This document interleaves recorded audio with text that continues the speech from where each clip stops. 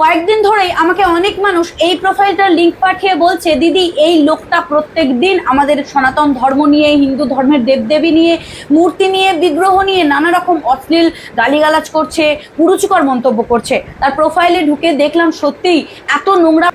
হ্যাঁ দিদিভাই, এই লোকটাকে নিয়ে আমিও ভিডিও করছিলাম। মানে ওনার মুখের ভাষা শুনলে না এমনি রাগ উঠে, মানে মাথাটা এমনি গরম হয়ে যায়। ওনার এত বাজে মুখের ভাষা।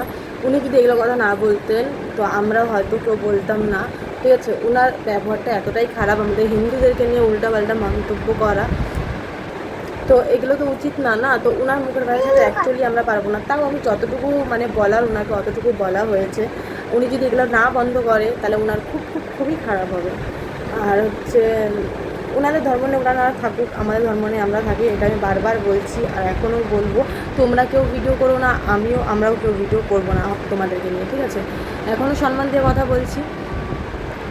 হ্যাঁ দিদিভাই, এনার মুখের ভাষার সাথে আমরা পারবো না। উনি এতটাই খারাপ খারাপ মানে মুখের ভাষা করেন, মানে কিছু বলার নেই ওনাকে। মানে কি বলবো।